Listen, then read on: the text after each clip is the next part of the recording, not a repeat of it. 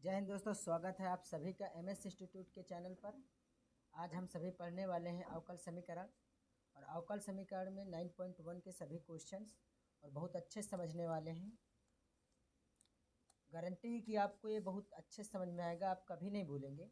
सबसे पहले हम जानेंगे अवकलज क्या होता है, कोटि क्या होती है और घात क्या होती है। तो हम सबसे पहले जानेंगे अवकलज क्या होता है। अवकलज होता है समीकरण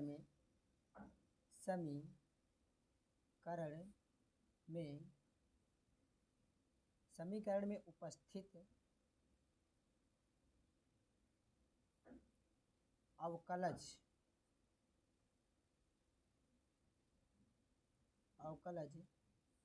को अवकल समीकरण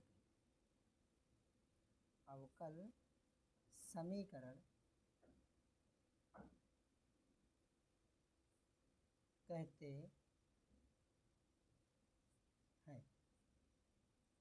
क्या कहते हैं? अवकल समीकरण कहते हैं। अब समीकरण में अवकलज उपस्थित होने चाहिए। जैसे हमारा प्रथम कोट का अवकलज dy बाई डी एक्स, द्वितीय कोट का अवकलज d2y by D x square, तृतीय कोट का अवकलज d3y by D x cube dot dot dot. अब इन्हीं को हम लोग अगर न जानते हो जान जाएंगे अभी। ये तो हमारे हो गए अवकलज। और इन्हीं में अगर हमने जैसे कहीं कहीं पर क्वेश्चन में अधिकतम लिखा देखते हैं कि dy बाई डी एक्स, तो dy बाई डी एक्स को y डैश लिखते हैं, यानी एक बार अवकलज हुआ है। और ऐसे ही अगर हमारा d2y by D x square मिल जाए तो फिर हम यहाँ पर y डबल डैश देखते हैं। तो इसका दो बार, इसका मतलब y डबल डैश का मतलब कि इसका दो बार अवकलज हुआ है। और अगर तीन बार अवकलज हुआ है d3y by D x cube, तो फिर हम इसको देखते हैं कि ये हमारा y ट्रिपल डैश में होता है। अब ये तो रही हमारी बात कि अवकलज क्या होता है, तो ये हमारे अवकलज होते हैं। अब हम जानेंगे कि कोटि क्या होती है। तो कोटि क्या होती है? अवकलज, उच्चतम अवकलज को कोटि कहते हैं, यानी जिसकी उच्चतम, जैसे हमने मान लो कि ले लिया d square y by D x square plus x d cube y by D x cube plus y. तो यहाँ पर हमें ये देखना है, अगर इसकी कोटि निकालनी है तो कोटि निकालने के लिए हमें ये जानना है कि अधिकतम बार अवकलज किसका हुआ है। तो ये इसका अवकलज हमारा दो बार हुआ है, इसका अवकलज तीन बार हुआ है। तो इसकी जो कोटि होगी, कोटि यानी ऑर्डर, कोटि को ऑर्डर में डिनोट करते ओ से, तो कोटि इसकी कितनी होगी? तीन होगी। अब घात जैसे पूछे तो इसी में घात हम निकाल लेते कि जिस जिस जो उच्चतम हमारी कोटि है, तो उच्चतम कोटि की जो हमारी घात होगी वही हमारी क्या बन जाएगी? घात बन जाएगी। जैसे हमने ले लिया d square y by D x square plus d y by D x का होल स्क्वायर। तो यहाँ पर अगर हमसे पूछेगा कि कोटि और घात बताइए, तो यहाँ पर हमारा देखना हमको कि अधिकतम बार अवकलज किसका हुआ। तो d2y by D x square, इसका दो बार अवकलज हुआ है। dy बाई डी एक्स का एक बार अवकलज हुआ है। तो यहाँ पर जो हमारा ऑर्डर होगा, कोटि होगी, वो दो होगी। कितनी होगी? दो होगी। अगर यहीं से हम निकाले घात, अगर हम यहीं से समझें घात क्या होगी, तो घात हमारी होगी जो अधिकतम बार हमारा अवकलज हुआ है उसकी घात कितना है ये देखना। तो अगर हम इसकी घात देखेंगे तो इसकी घात एक है। यहाँ से नहीं देखें क्योंकि इसका अवकलज एक बार हुआ है, तो इसकी घात दो है। यहाँ से घात हम नहीं लेंगे, ये वाली घात नहीं लेंगे। घात हम लेंगे इसकी जो अधिकतम बार अवकलज में हुआ है उसी की घात लेते। तो इसकी घात एक है, तो इसका जो हमारा घात डिग्री, घात को क्या बोलते हैं इंग्लिश में? डिग्री। तो इसकी डिग्री कितनी होगी? एक होगी। जैसे मान लीजिए कि हमने ले लिया d square y by D x square plus sine d y by D x. अब ये हमने ले लिया d square y by D x square plus sine d y by D x. अगर यहाँ पर हमसे पूछा जाए कि हमारा इसका ऑर्डर कितना होगा, कोटि कितनी होगी, तो हमें देखना है कि अधिक बार अवकलज किसका हुआ है। तो जैसे यहाँ पर अधिक बार अवकलज हमारा ये हुआ है 2 बार अवकलज, तो यहाँ पर हमारा जो ऑर्डर होगा वो हो जाएगा 2। क्या हो जाएगा 2। अगर अब इसमें कह दे कि घात बताओ कितना होगा, तो घात इसमें जो होगी वो हमारी परिभाषित नहीं होगी। क्यों नहीं परिभाषित होगी? क्योंकि ये अवकल समीकरण के रूप में नहीं है, क्योंकि ये dy/dx जो है वो हमारे साइन का थीटा का काम कर रहा है। किसका काम कर रहा है?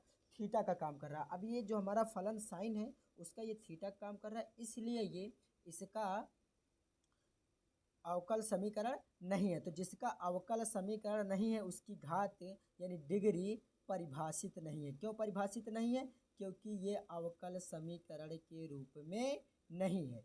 घात उसी की हम निकाल सकते हैं जो अवकल समीकरण के रूप में होगा। तो हमने जाना कि अवकलज क्या होता है, कोटि क्या होती है और घात क्या होती है। आई होप आप लोग अच्छे समझ चुके होंगे कि अवकलज क्या होता है।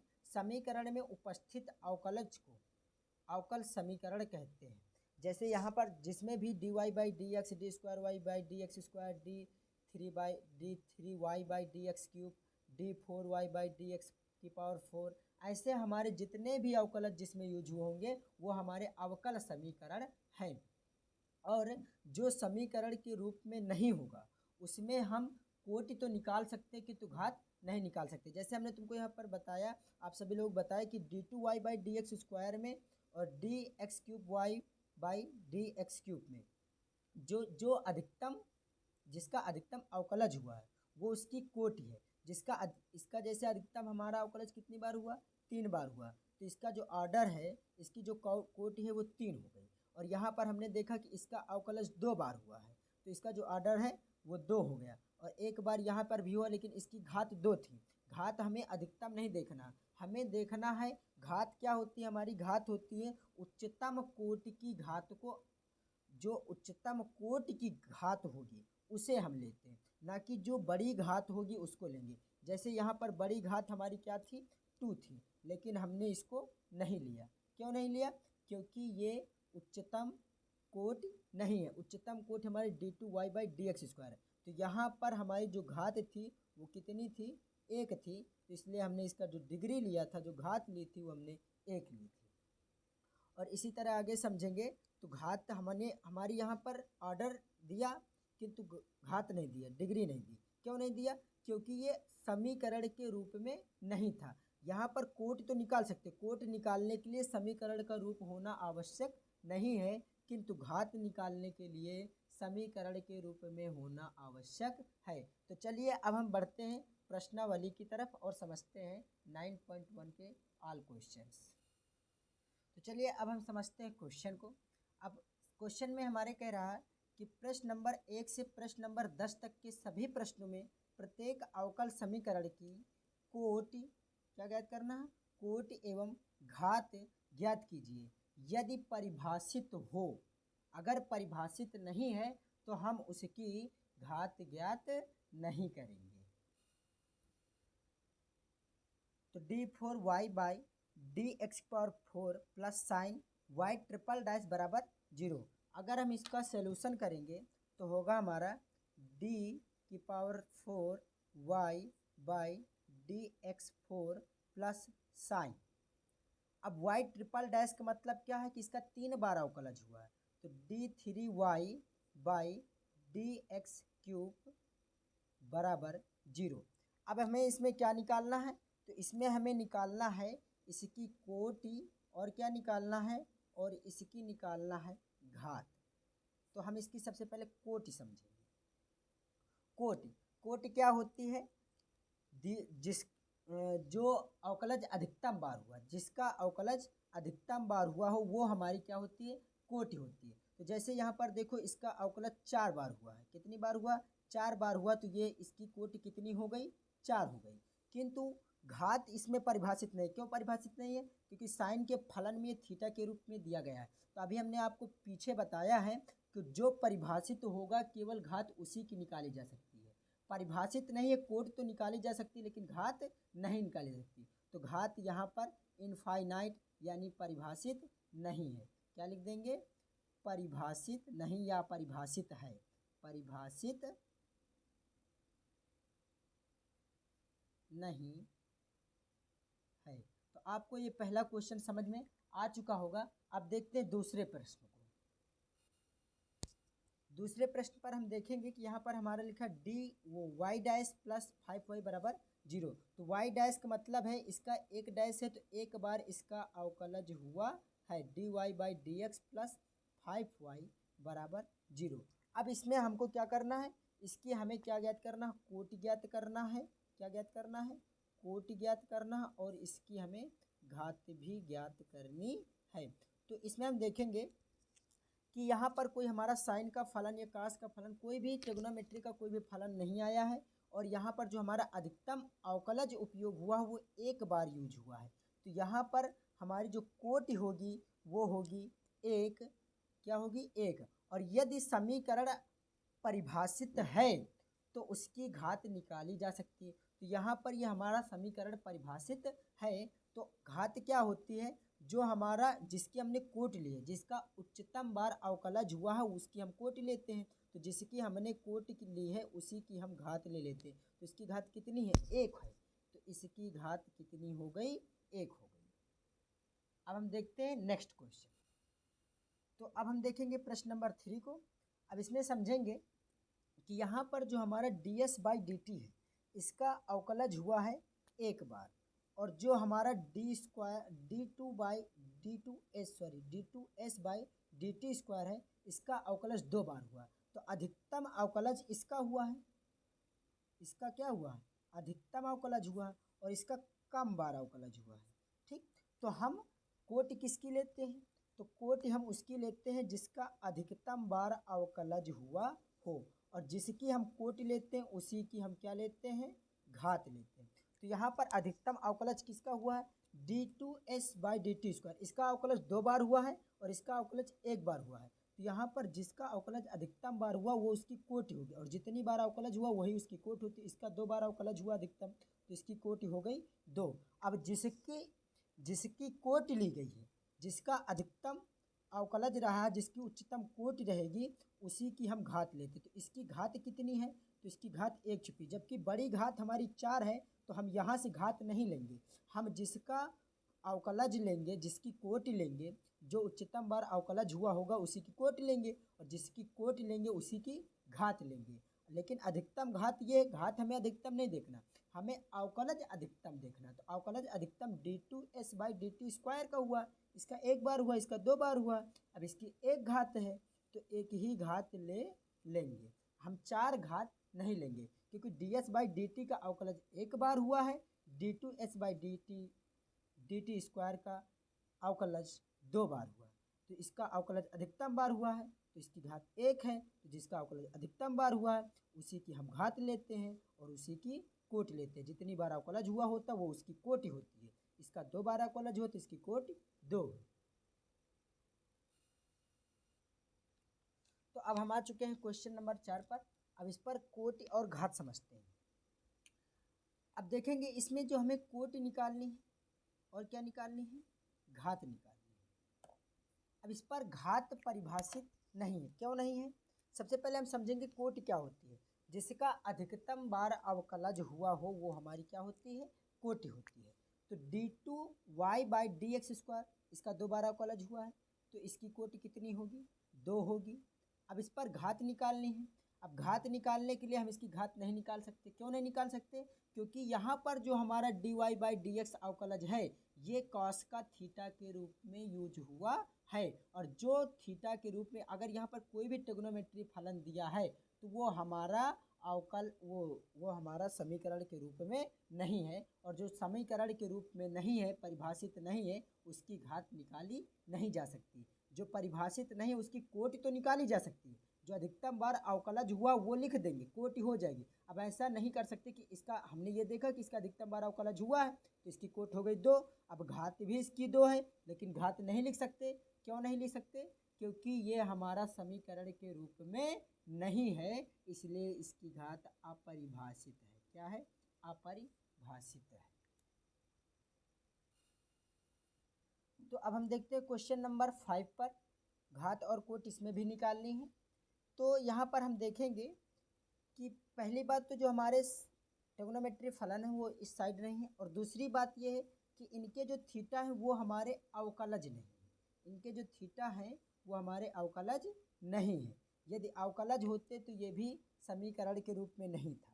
अब इसमें घात और कोट दोनों निकाली जा सकती हैं। तो सबसे पहले हम जानेंगे कि इसकी कोट क्या है,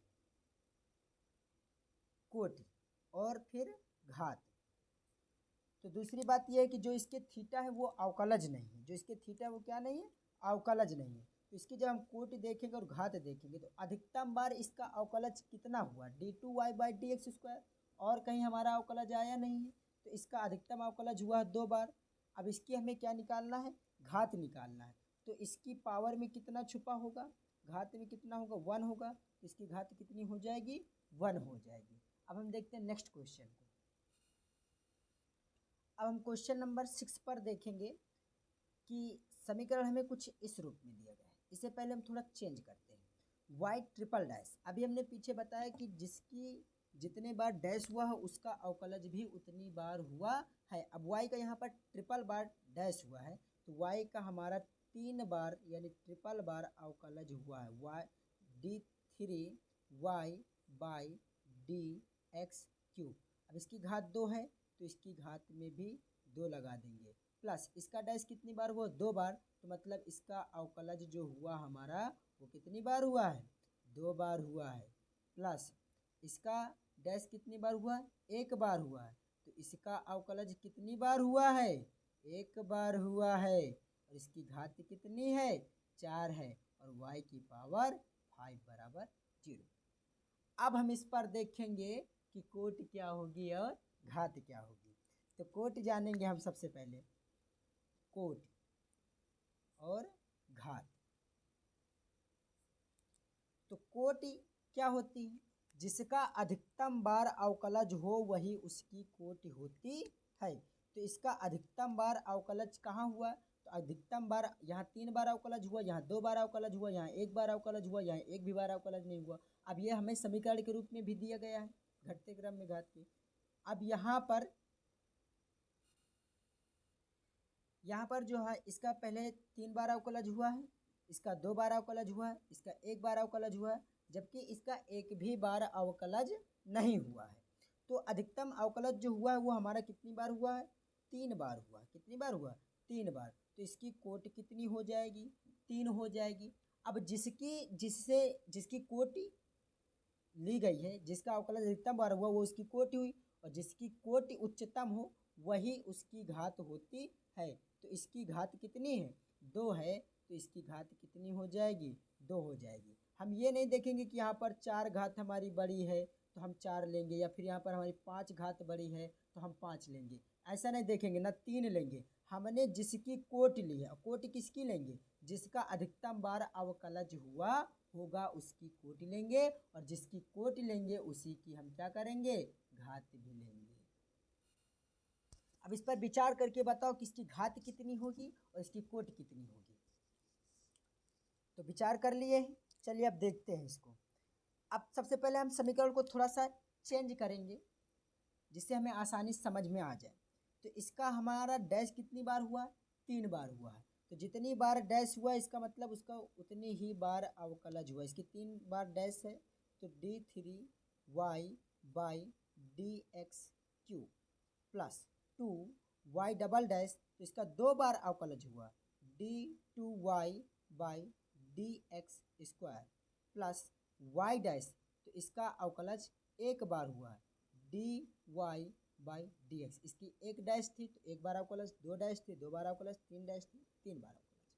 अब हमें इस यहाँ पर भी क्या करना है, कोटि और घात निकालनी है। तो सबसे पहले हम निकालेंगे इसकी कोटि और फिर निकालेंगे हम इसकी घात। तो समझेंगे सबसे पहले कोटि कितनी है। तो कोटि हम किसकी लेंगे, कोटि उसका लेंगे जिसका अधिकतम बार अवकलज हुआ होगा। तो अधिकतम बार अवकलज dy/dx का हुआ, नहीं, d2y/dx² का हुआ, नहीं, d3y/dx³ का हुआ। हाँ, तो अधिकतम बार अवकलज इसका हुआ है क्योंकि इसकी ही अवकलज संख्या अधिकतम है। तो जिसका अवकलज अधिकतम होगा वही उसकी कोटि होती है। इसका 3 बार अधिकतम अवकलज हुआ है तो इसकी कोटि कितनी हो गई? 3 हो गई। और इसके घात कितनी होगी? तो जिसका हमने कोटि ली है, जिसकी हमने कोटि ली है उसी की घात भी लेते हैं और कोटि उसकी लेते हैं जिसका अवकलज अधिकतम बार हुआ हो। तो इसका अधिकतम बार अवकलज हुआ है तो इसकी कोटि 3 हो गई, क्योंकि 3 बार अवकलज हुआ और इसकी घात में 1 छुपा है, इसलिए इसकी घात होगी 1। अब हम समझेंगे क्वेश्चन नंबर 8 को। तो क्वेश्चन नंबर 8 में फिर हमें वही डैश के रूप में दिया गया है। तो सबसे पहले हम क्या करेंगे? समीकरण को चेंज करेंगे। तो इसकी 1 बार डैश है तो इसका अवकलज 1 बार हुआ है dy by dx plus y, इसमें कोई डैश नहीं है तो इसका अवकलज नहीं हुआ, बराबर e की पावर x। तो अब यहाँ पर हम समझेंगे कोटि और घात। अब आप लोगों को बहुत अच्छे से कोटि और घात समझ में आ गया होगा। तो कोटि देखेंगे, अवकलज अधिकतम कितनी बार हुआ? 1 बार हुआ है तो कोटि इसकी कितनी होगी?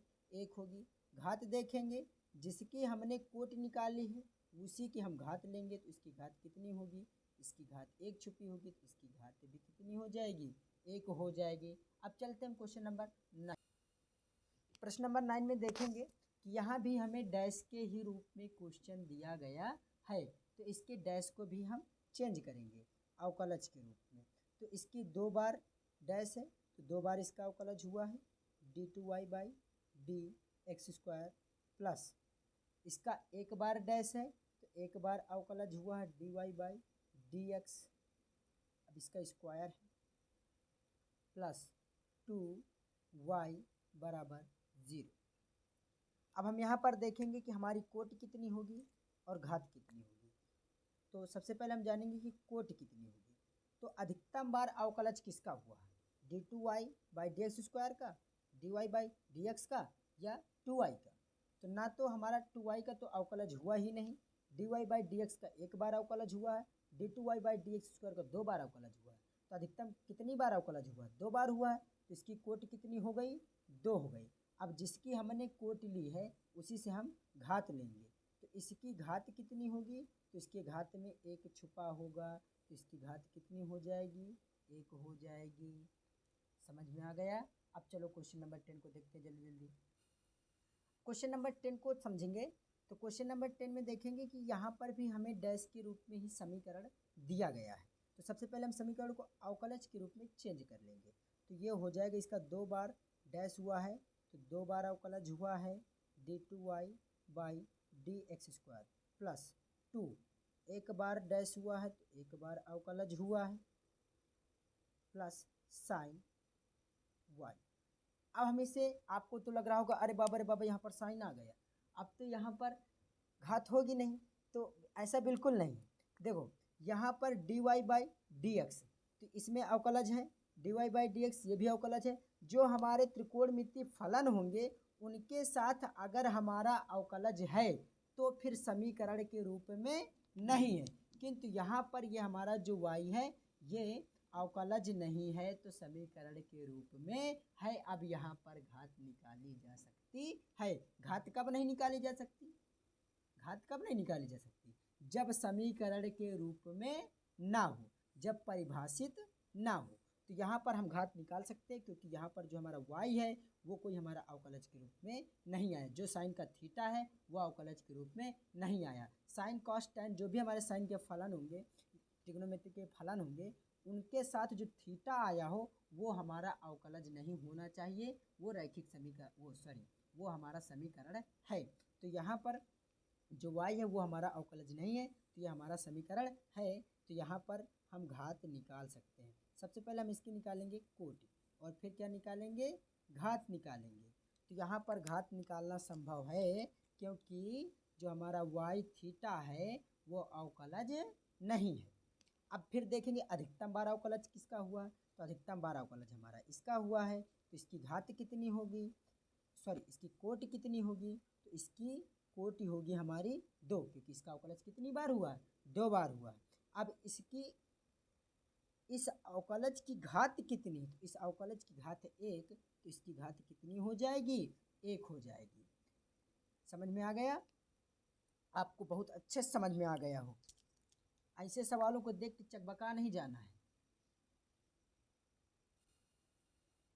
अब हमारे 11 नंबर क्वेश्चन में दिया गया है कि अवकल समीकरण d2y by D x square का whole cube plus dy by D x का whole square plus sine dy by D x plus 1 बराबर 0 की घात है। यानी हमें जो क्वेश्चन दिया गया है वो दिया गया है d2y by D x square plus इसका क्यूब है plus dy by D x का square plus sine dy by D x plus 1 बराबर 0। अब जल्दी से देख के बताओ इसकी घात है या नहीं है, और है तो कितनी होगी। चलो देखते हैं इसकी घात कितनी होगी। अब देखो यहाँ पर हमने तुम्हें बताया था कि किसी भी त्रिकोणमितीय फलन में हमारा अवकलज थीटा के रूप में नहीं आना चाहिए, अन्यथा वो हमारा समीकरण परिभाषित नहीं है। अब यहाँ पर हमारा dy बाई डी एक्स जो अवकलज है वो साइन के थीटा के रूप में आ चुका है, तो इसमें हमें घात निकालना असंभव है। कोट चाहे तो निकाल सकते हैं। कोट कितनी होगी, अगर निकालना भी चाहे तो कोट कितनी होगी। कोट जिसका अधिकतम बार अवकलज हुआ हो, अधिकतम बार अवकलज जिसका हुआ, कितनी बार अवकलज हुआ, 2 बार अवकलज हुआ, तो इसकी घात कितनी हो जाएगी, कोट कितनी हो जाएगी, 2 हो जाएगी। किंतु घात निकालना संभव नहीं है, यानी घात अपरिभाषित है। क्या है, घात अपरिभाषित है, यह घात परिभाषित नहीं है।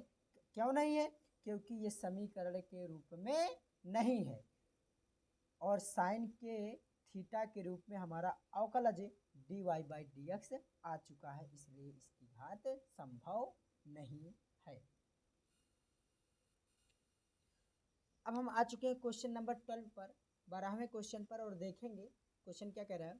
तो कह रहा है अवकल समीकरण 2x square d2y by D x square minus 3 dy by D x plus y बराबर 0 की कोट है। तो यहाँ पर हमें क्वेश्चन दिया गया है प्यारे बच्चों 2x square d2y by D x square minus 3 dy by D x plus y equal to 0। अब यहाँ पर हमें निकालना क्या है, कोट निकालनी है। अब कोट निकालने के लिए हमें क्या देखना है, तो कोट निकालने के लिए समीकरण के ही रूप में परिभाषित हो ऐसा निश्चित नहीं है। केवल हमें क्या देखना है कि अधिकतम बार अवकलज किसका हुआ है। तो यहाँ पर अधिकतम बार अवकलज y का हुआ है, तो y का अवकलज ही नहीं हुआ है। dy बाई डी एक्स का हुआ है तो इसका अवकलज एक बार हुआ है। d2y by D x square का हुआ है तो इसका अवकलज 2 बार हुआ है। तो अधिकतम अवकलज किसका हुआ है, d2y by D x square का। तो इसकी कोट कितनी हो जाएगी, इसकी कोट हो जाएगी 2। थैंक्स प्यारे बच्चों वीडियो देखने के लिए पूरा एंड तक। आज के लिए बस इतना ही, पूरा 9.1 ख़त्म हो चुका है। आंसर्स प्रश्नावली 9.1 ख़त्म हो गई। अब अगले वीडियो पर आपके लिए लेके आएंगे 9.2। धन्यवाद।